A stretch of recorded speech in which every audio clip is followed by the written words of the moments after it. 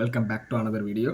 பன்னிடும் official கண்டிப்பாக வந்து உங்களுக்கு அந்த சேனலை பற்றி தெரிஞ்சிருக்கும். ஒரு டாஸ்க் கொடுப்பாங்க, அந்த டாஸ்க்கை அவர் கமெண்டில் கொடுப்பாங்க, அவர் அதை பற்றி செய்வார்.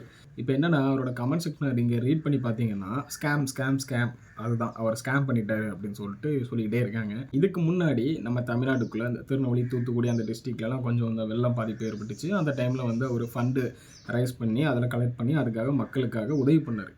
அவர் எப்படி உதவி பண்ணார்னா, மக்களோட காசை ஃபண்டு ரைஸ் பண்ணி டேரெக்டாக அது மக்களுக்கே சேர்கிற மாதிரி அவரால் என்ன பண்ண முடியுமோ அந்த காசை வச்சு அதை டேரெக்டாக அவங்களுக்கு பண்ணாங்க. ஆனால் இப்போ கேரளாவில் ஃப்ளட் வந்துச்சு. அந்த ஃப்ளட் வரும்போதுல வந்து அவர் ஹெல்ப் பண்ணணும்னு சொல்லிட்டு அதுக்கும் ஃபண்ட் ரைஸ் பண்ணார். ஃபண்ட் ரைஸ் பண்ணிவிட்டு அதை டேரெக்டாக கொண்டு கேரளாவோட சிஎம்கிட்ட கொண்டு சேர்த்துட்டாங்க. அந்த காசு வந்து மக்களாகிய என்ன சொல்கிறாங்கன்னா, இது வந்து டேரெக்டாக வந்து மக்களுக்கெல்லாம் வந்து பிரயோஜனப்படாது, இதில் வந்து எவ்வளோ அமௌண்ட் அவங்களுக்கு போகும்னு தெரில, இதில் எதாவது ஸ்கேம் பண்ணிட்டாங்க அப்படின்னு சொல்லிட்டு சொல்கிறாங்க.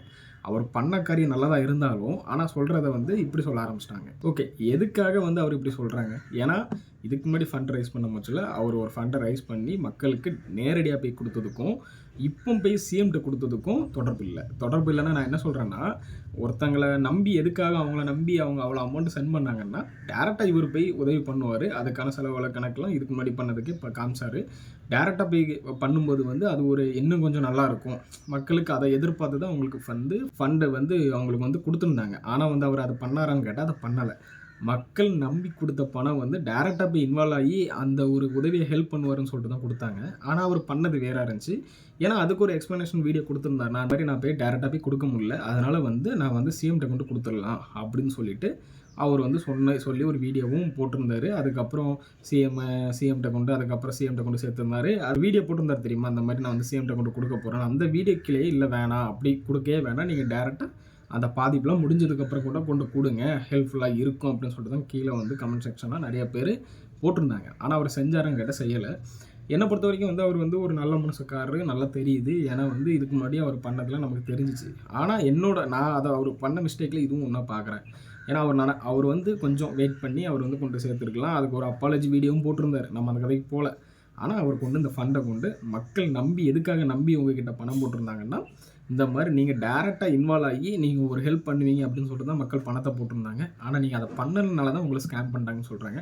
ஏன்னா அவர் ஸ்கேம் பண்ணிட்டாரான்னு கேட்டிங்கன்னா அது பண்ணலை. அது வந்து பண்ணலை. அவர்கிட்ட ஃபண்டை ரைஸ் பண்ணி அவர் டேரெக்டாக கொண்டு கேரளா சிஎம்கிட்ட வந்து கொடுத்துட்டாரு.